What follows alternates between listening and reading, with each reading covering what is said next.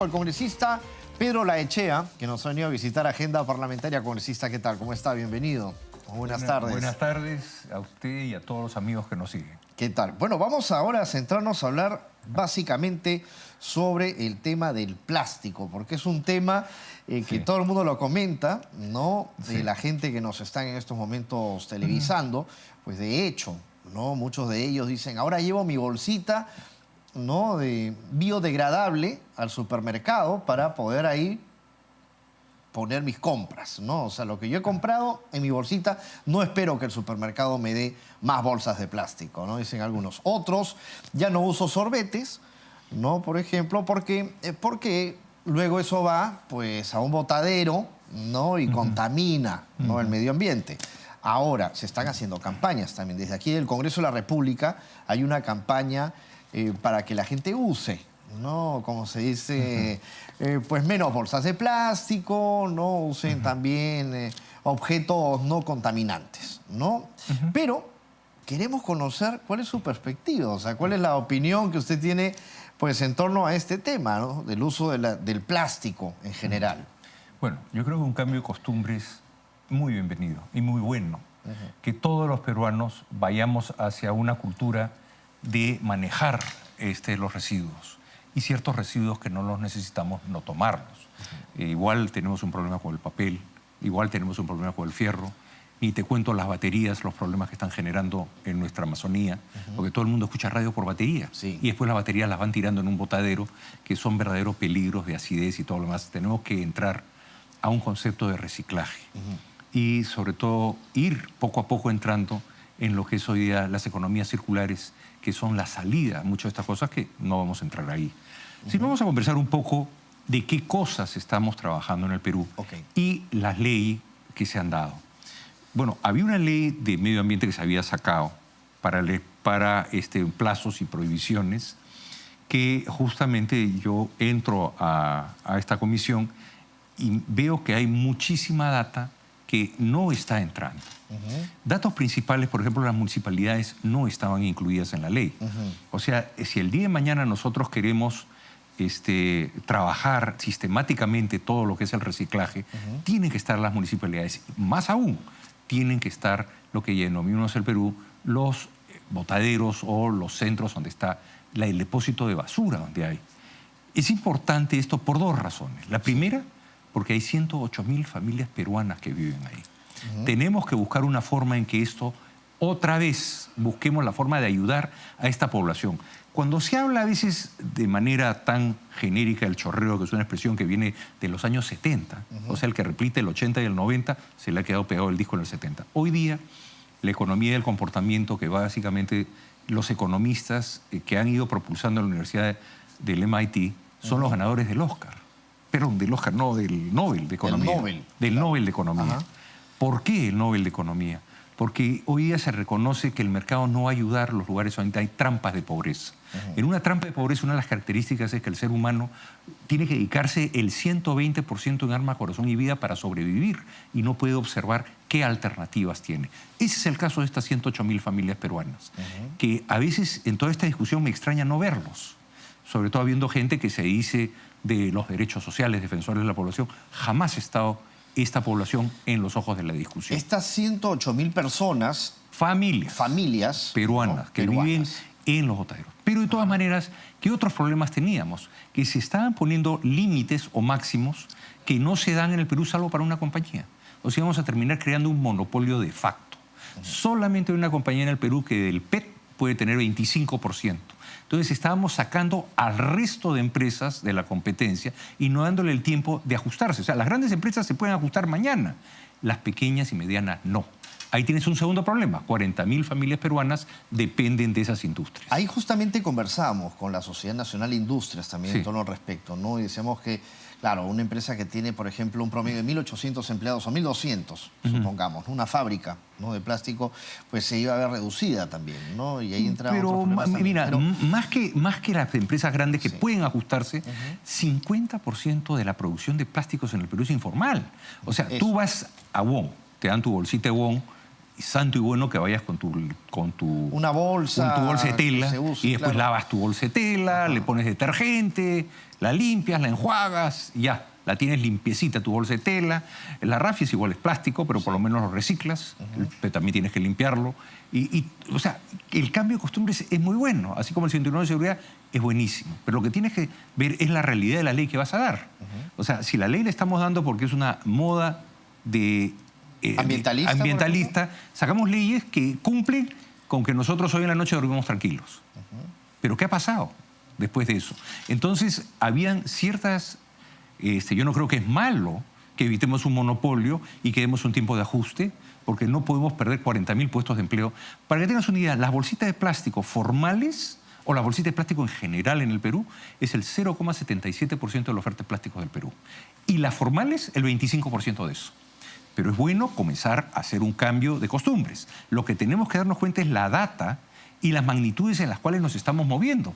Porque si no, nos vamos a ir mañana a dormir todos tranquilos, se resuelve el problema. Y no se ha resuelto nada. Estamos recién tocando el problema. Vamos al tema de los botaderos. El Perú ha recibido alrededor de 60 millones de dólares de JICA de Japón y del Banco Interamericano de Desarrollo. Recién el 2012 tenemos el dinero y se han podido entregar 5, lo que se llama, ¿cómo los llaman? Donde tratan la basura y todo lo demás. Recién 5 y tenemos posiblemente 290 sitios donde la basura se va acumulando. Una sube, por ejemplo, de Cañete, sube hacia la Pampa Blanca, que va a ir hacia Chincha, y ahí uno ve un botadero gigantesco. En Ica ni te cuento.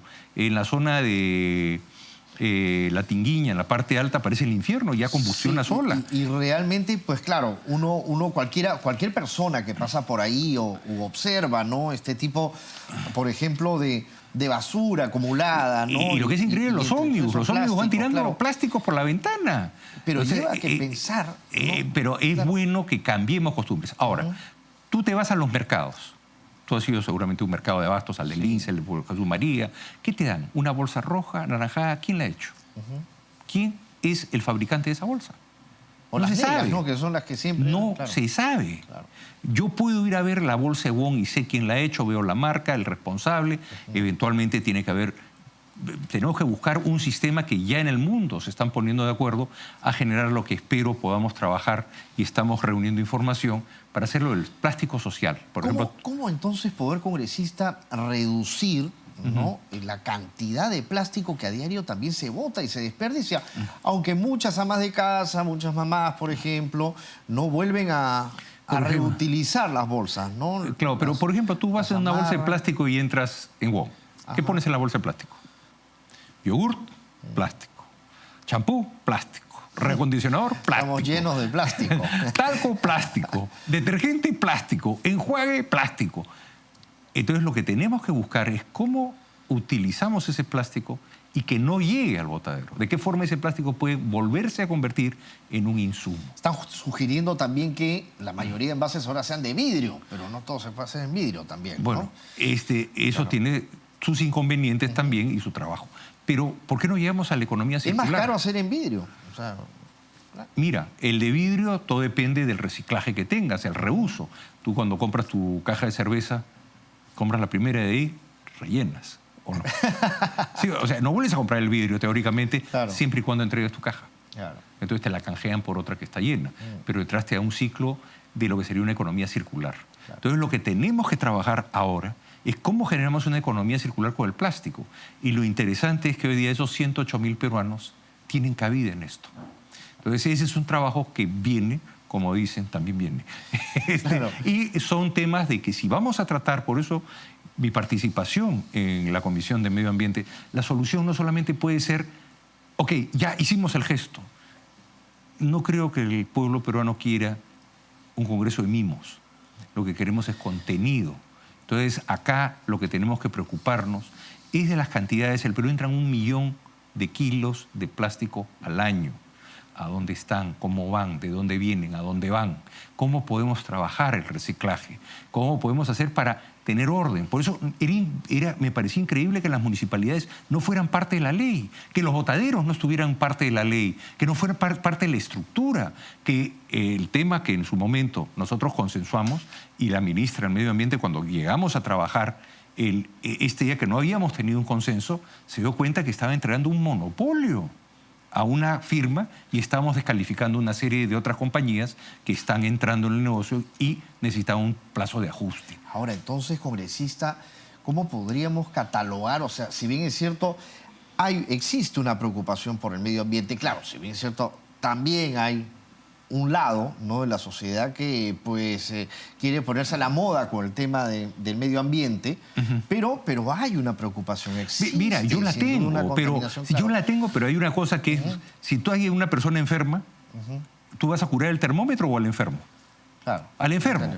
Entonces, si el enfermo tiene una infección y tiene un absceso, cortar el absceso es feo, lo que va a salir de adentro es horrible, pero hay que hacerlo y hay que manejarlo ordenadamente sin matar al paciente. Es interesante, por ejemplo, detrás de cámaras, cómo podía explicarme quizás una organización como Plastic Bank, ¿no? Bueno, estamos trabajando. Plastic, que es claro, una página que me acaba de dar. Exacto. Y que la voy a revisar porque se ve interesantísima. Mira, es un movimiento mundial. 80% del plástico que va al mar son de los países pobres.